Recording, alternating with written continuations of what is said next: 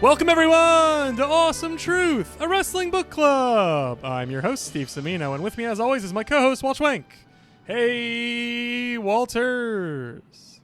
Hello, Steven. How's it going? My friend, it is going very well. We are back on Awesome Truth, and today we are doing another watch-along. Walt, we took a little breather from watch-alongs, but we are back with a vengeance.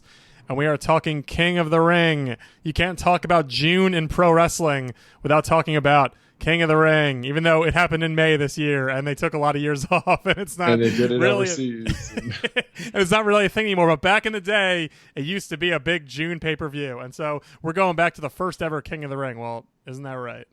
That is right. I don't think this is a King of the Ring I've actually watched before. So exciting to do that. Exciting. It's a weird. We have to talk all about this card. This card is fascinating. Or just the fact that the King of the Ring had multiple matches in one night. And you know what? You know what it also had? A WWF title match that did not main event the show. Well, good. It didn't even come close to main eventing the show. It looks like the classic Hulk wants to beat the traffic kind of match, you know? Well, what was this, Baltimore? It's the 1993 King of the Ring, by the way, and it was in Fairborn, Ohio at the Nutter Center.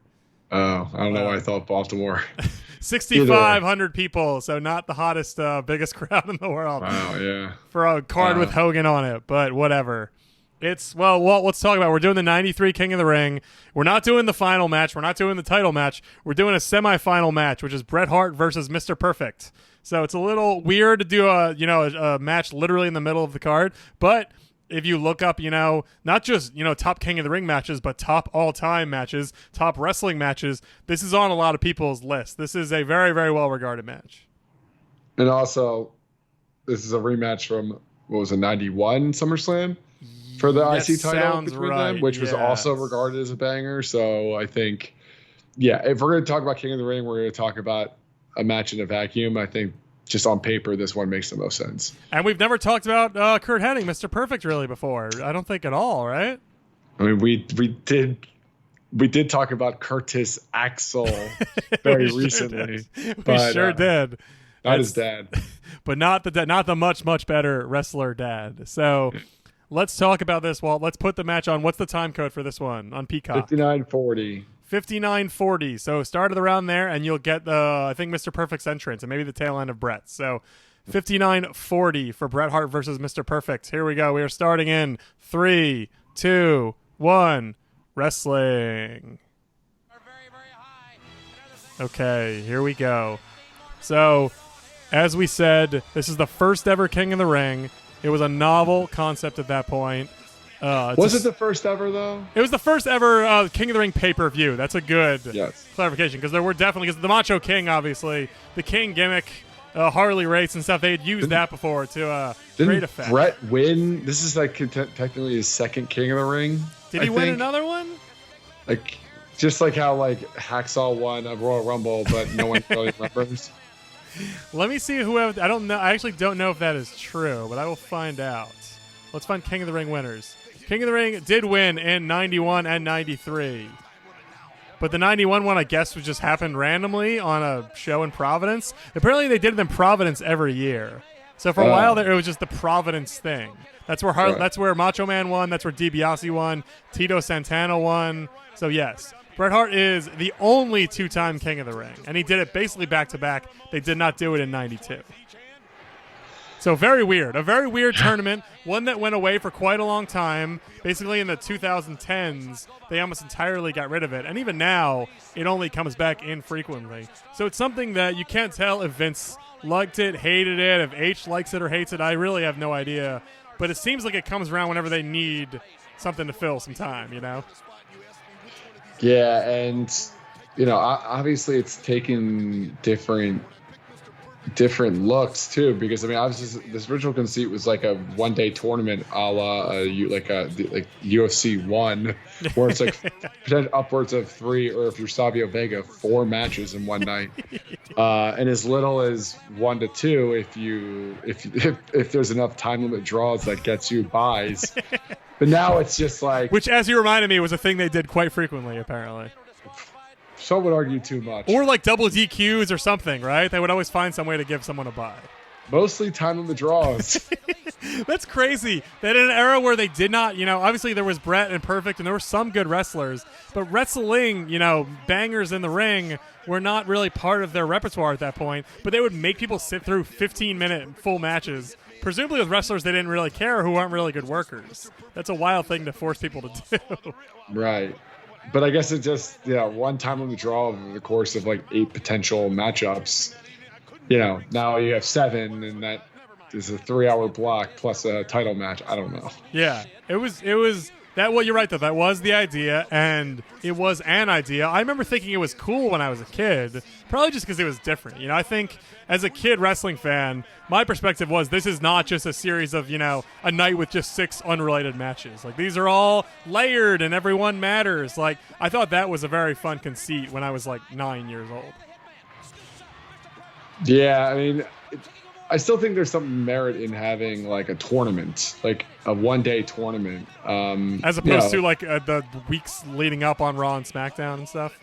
Yeah, or even like New Japan's like round robin over the course of like 5 months. Like there's something to be said about just having multiple matches in a night, and I think you'd have to have the right wrestlers like Bret Hart and Mr. Perfect doing that to make it worthwhile. But like, there was a charm to this. There was like a intrigue here, and as the tournament itself has built-in narrative and stakes, and doing that in one night kind of makes it like a self-contained, like, I guess, thing, which I do kind of like versus what they do now. But correct me if I'm wrong, because I think they just brought this back this year, but the King of the Ring winner informally or formally would get a title shot at SummerSlam, right?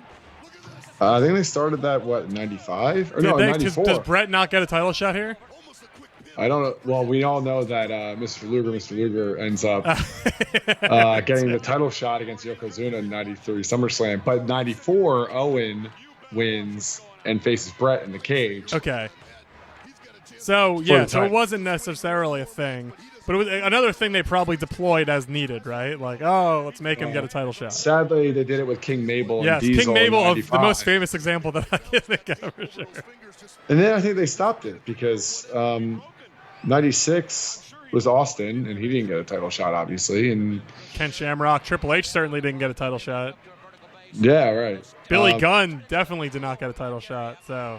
Yeah, so... Yeah, so maybe it was just a thing. Maybe it was just King Mabel and now Gunther are the two ones. Yeah, is that the idea, though? Is Gunther's I believe Gunther gets a title shot at SummerSlam now. Wow, okay. Yeah. Like, which is good. It's a fun, long-term planning type thing, Yeah. No, I like that, too. I mean, it just, you make the King of the Ring important, and you build a new opponent for the title picture. I think it makes sense. Yeah. And Gunther's great.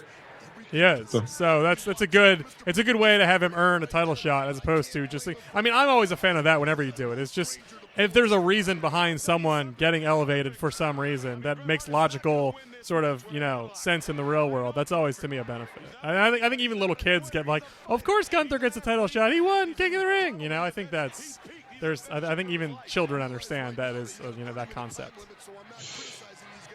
I'll ask my son when he's old enough if he understands why the King of the Ring winner should get a title shot. Right. Well, let's talk about Mr. Perfect a little bit. Is Mr. Perfect on your short list of the best people never to win a world title? Oh, no doubt. I mean, this guy is considered one of the best wrestlers ever, let alone without a title. The gimmick is so good. Yeah, those vignettes are just, still famous today for how well done and funny and effective they were. But it's one of those things where it's like, it's a gimmick that I don't consider ridiculous either. Like it doesn't. Yeah, it's not. This was not. I guess not. Maybe not just yet. But they were getting into the job era, where everybody had a garbage man or a goon. I guess a goon is kind of a weird job, but it was a lot of Repo Man was this era. Like there were a lot of job guys at this point, off and on. But Mr. Perfect was just a character trait, he was just. He thought he was the best, but he was able to be a real person, I remember at one point, I don't think they I don't think if they ever called. I think there was a point where they might have even called him Curt Hennig every now and then. Like, I don't think it was unknown to even fans back then that Mr. Perfect was Curt Hennig, but he was also Mr. Perfect because that was like his whole thing. Like, it's like Bret the Hitman Hart in a way, you know. Like, it could easily just be a nickname in the middle of your real name because, like you said, it doesn't have. It's not all consuming as a gimmick. It's just sort of the way he was. Yeah, but also too, like as a wrestler, you like. I consider it more like a nickname and less of a gimmick in a sense, where it's like, yeah, if I identify the cartooniness of the vignettes, it's like, yeah, that's a gimmick. That's like ridiculous. But like a guy who aims to be perfect in the ring is like, that's kind of what everybody wants. Any athlete would want to strive for. So to me, it's not like ridiculous if he's that good that they call him that, you know? Yeah. So I mean, I'm really.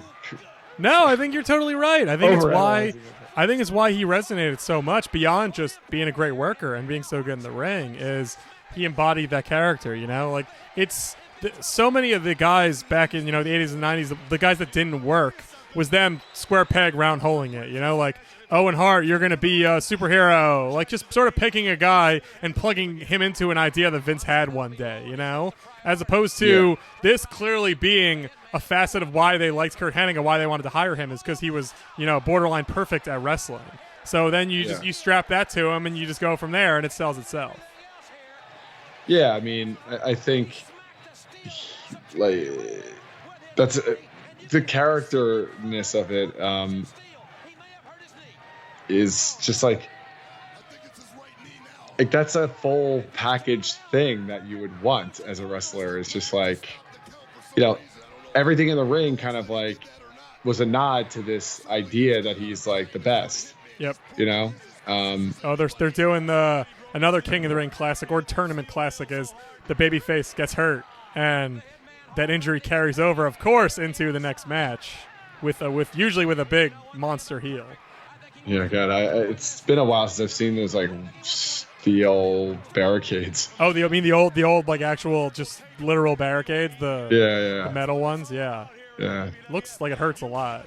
So ugly and gauche. It really is. Getting rid of that for the thing they put up now is that was a big visual improvement. Well, so where do you stack Perfect in? I mean, it's one of as I was thinking about it before we started recording. It's one of those ideas that doesn't really exist anymore. You know, like I can't think of many, if any, guys these days who don't win the belt. Like, because especially now that there's two belts, everybody gets a run at some point. You know, it's very rare. I feel like to get zero. If you're around for a decade and truly great, you will get a title run. You know. So, but back in the day, obviously, I think the big three that come to mind for me are Perfect, Scott Hall, and Jake the Snake, right? Like, I think those are probably the ones that people cite the most. I'm sure I'm missing somebody in there, but that kind of guy who is just so good and so main event for a decade and yet still doesn't get it. Like I said, I think that is like a part of a bygone era a little bit. Yeah, I mean, he was also up against the Hogan era, which, you know, but he did like main event with Hogan a lot throughout like that time, and he also was one of those guys that made the IC title so prestigious in many ways. And so, you know, just like in the last 3 years, like the IC title is like had to get elevated because the world title wasn't going anywhere for 3 years. So like if Gunther never wins a title, I think people would still remember him pretty fondly. Yeah. I mean, he's definitely going to win a title. He's certainly he's going to win one eventually. But yeah, it's a very good comparison point. Yeah, like this was, you know, not that Hogan was sort of on the way out, literally actually on the way out after this night. But yeah, there was a need in the late 80s and early 90s to have sort of a working belt that, you know, would be on all the shows and would have 15, 20-minute matches. And these two guys in the ring right now were two of the best to hold that belt and put in that work every night. Yeah, they also really work super well together. They really do. Like, Perfect he's a little floppy, you know. He's not like but he's not cartoonish, you know. Like, he's not like Michaels. Like, Michaels obviously when he wants to is the most cartoonish seller in the world, but even when he's not, he still is bouncing around. Perfect had a bouncing around quality. I guess the thing when he does the face plant is sometimes a little cartoonish, but he just is very animated. I think of more than cartoonish. You know, he's just very. He makes it big without making it too big. He knows sort of where his limit is. Yeah. Yeah, I guess I haven't seen many Mr. Perfect matches because like all this feels new to me. Well, after this, he never has another match of consequence. And wait, no, he faces Shawn Michaels at SummerSlam, the next big pay-per-view, and then he doesn't have a WWF or WWE match of consequence until he comes back at the Royal Rumble, whenever the hell that was. Like, he just goes, he does, the guest referee at WrestleMania 10. He goes to WCW and has a memorable, although not for wrestling reasons, run there, and then he's just sort of. And then he comes back a little bit, and then he dies. It's not as clean cut as that. But this is the end, for all intents and purposes, really, of his storied, 5, 6, 7 year run as one of the top wrestlers.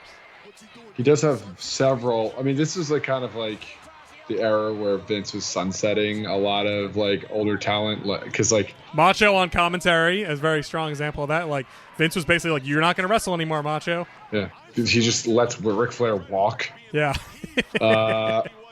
Without any. Got to get Mr. Hughes on these shows. You can't have Ric Flair when you got Mr. Hughes. Giant Gonzalez has a spot, but Ric Flair doesn't in 1993. Okay, sure, that's a choice. But also like Mr. Perfect, like he was kind of put into this, like he starts doing commentary shortly after this in the next year or so. He's like a notable special guest referee in a few prominent matches. Like, this is kind of his thing for like 3 years with the company.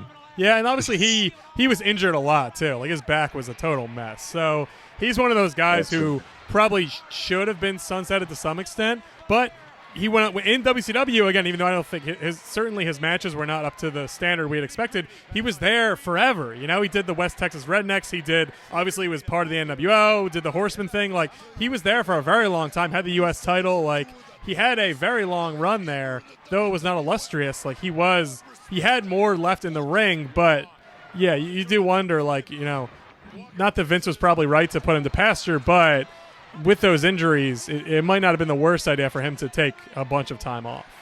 I forgot that he was a Lloyd's of London guy. Did he get one of the big payouts? I thought maybe that's why I forgot that's why he stopped wrestling in the mid 90s for a while. Well, that's why Rude never wrestled again, right? Because Rude wasn't allowed to, because they would take his money away. I think so, yeah. But Perfect obviously didn't. At some point, was like, eh. Yeah, I think there's some loophole. I can't remember. Yeah.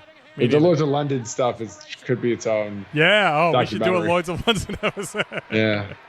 I would love to dig into what that actually was all about. It's more of a thing that I know from various articles and Wikipedia entries than actually having understanding how that all worked. Yeah, it's insane that their insurance company in the world would insure these people doing this thing, especially in the era when they were working 300 days a year, so if not more. So nowadays it makes a lot more sense, but back then it is a wild proposition. So quickly about the match, we've seen a sleeper hold, we've seen a figure four. It seems pretty exciting, despite the fact that they're literally doing like the very basic moves. What do you think it is that guys like this are able? I mean, this is some good stuff right here. The leverage on the ropes, that's some classic heel stuff. Like, oh yeah. But I don't know. Some guys can obviously do that. They can do rest holds and submissions for 5 minutes, and you get into it. Like, I don't know if it's just the way it was just their characters or the excitement. Like, I can't put my finger on what it is, but there are people out there who clearly can make that so exciting. Yeah, well, I mean, these are, if I'm going to see a sleeper hold, it would probably be best done by these individuals in front of me. Yes. I think it's really just, I remember, this is a totally little kid answer, but I remember, I think there's something to do with the presentation with these guys too. Like, I think, they apply obviously they do these moves at the right time, which I'm sure a lot of wrestlers would focus on from there. And like, you can't just bust those out willy nilly. But I used to love like the blue and the pink like just go together. Like I used to love their outfits. I used to think they were so. There's Perfect doing a little flop. I used to love the way these guys looked. There's something about it that just really intrigues me. Like, with Perfect with the blonde hair. Like, I don't know. I think they just look really good together. I think Davey and Bret look really good together too. Yeah, that's true. They just play off each other really nicely, and I don't know if that's just like happenstance, luck. I don't know what that is, but I just remember being drawn to. And I think a lot of people say that about Bret for sure. Still, like the pink was just so different, you know. Yeah. But Perfect's tights were so simple, just the black with the little blue. Like, oh, it's great. I had that same thought too. It's so basic. Like it's almost like he didn't put any thought into it at all, but I'm sure he put a lot of thought into it. It's like so iconic too. Yeah. Like if I was to see a black silhouette with those tights, I'd know exactly who it is.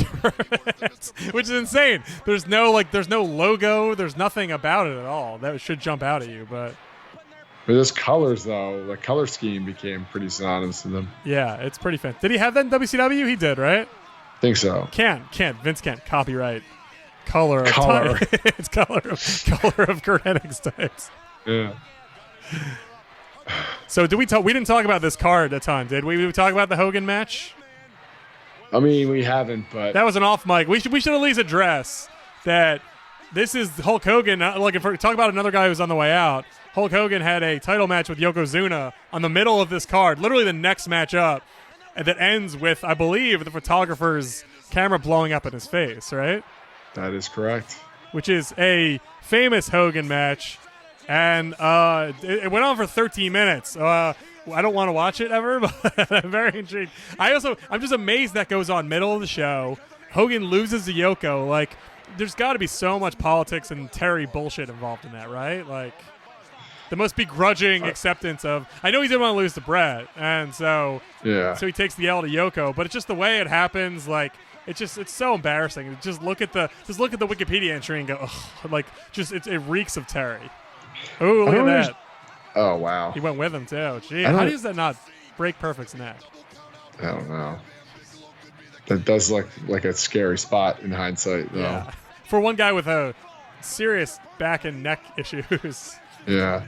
Why wouldn't you want to lose to Bret exactly? He was deemed too small. Like, I mean, Yokozuna was just like a giant fat guy at the time. It's like, I mean, not to discredit Yokozuna. It's like, all right, so you don't want to lose to Bret, so you're going to lose to this guy instead? Like, it does seem. What have you proven? Because Hogan also, perfect with a small package. I love it. Oh, wow, that's it. Wow. Interesting. I mean, that was fun because that reminds me of the way they're booking Gunther now, you know, where Gunther wins matches like by hook or by crook, like using whatever he can use to win, you know, like that's a lost art for Brian Danielson, obviously very good at that too, but I love that, you know, that conceit is great, that you just win sometimes. It doesn't have to be sharpshooter. It can just be a move. It can be a small package. It can be a, you know, right place, right time thing. You catch him. Yeah, you catch him, exactly. So it's catch wrestling, right? Yeah. Is that it? I don't actually know. I do not know if that is true. I'm gonna laugh and say yes, but I do not know if that is the case. Probably not, but who knows? I think you're probably right, actually. Oh, do we get like a handshake after this? Because Perfect looks like he's huffing and puffing. Yeah, he looks mad. Is he gonna do a sweep on him? Take the leg? I don't remember. That would add insult to injury, and it would set Bam Bam up in the finals with what you'd think is a real clean path. Yeah. Do we know how he beats Razor Ramon in first round? He's very similar to this one. I actually watched that before we started recording. I believe he does a small package and rolls him up. So he wins 3 back-to-back matches with like pinning. Yeah, there was a superplex. That's what it was. He would go over a superplex and Bret lands on him. So definitely, but not like with the sharpshooter. With smartness, with Bret Hart's guile and ability. Because we know he beats Bam Bam with a victory roll. Do we know that? Yes, he does. You're right. I do remember that. Wow. Well, there you go. So maybe I have seen this before. I don't know. You mean, or your knowledge is just so encyclopedic of random shit like this that you just know, you know? Yeah. Well, I will say, I don't know if that was one of the 20 best wrestling matches of all time. But it is fun to see Perfect. Perfect is great. We should probably do some more Perfect matches at some point. I want to see a good, I know Perfect, like you said, I know Perfect fought Hogan, and that was a big deal, but I don't think I've ever seen a Perfect Hogan match. I don't know if I'm sure they were on Saturday Night's Main Event or something. I think it was one of those feuds. I would love to see what that was all about and how they sort of interacted in the ring, because it doesn't seem like they'd be a good fit, but I also imagine Perfect can work with anybody, so. That's true. I mean, he proved it here, but he didn't prove it here. He proved that you work with Bret Hart, which isn't proving much. I don't know. Yeah, he's good. He's good. He's good, and I'm sad we didn't get the run that he should have had. But it's not that surprising for guys from that era. A lot of those guys didn't get the runs they should have had. So either they were blocked by Hogan, or they got addicted to drugs, or their bodies fell apart. It was usually one of the three. So. Yeah, well, luckily he had some Lloyd's of London bucks at some point. Hopefully, whatever that might be. Well, there you go. That's our King of the Ring watch-along, folks. If you want to hear more watch-alongs, they're in our archives. You can find those archives at awesometruth.libsyn.com. If you want new episodes or old ones, you can subscribe to us on Apple Podcasts or Spotify or anywhere podcasts are delivered. Walt, great to watch King of the Ring with you. Great to watch Mr. Perfect. Great to see Bret doing his thing and winning with a small package. Yeah. Yeah. Very good. It was that was Bret Hart's MO. It was for a long time. Classic wrestling action. That's right. All right. Thank you all so much for listening. And remember, the truth will set you free.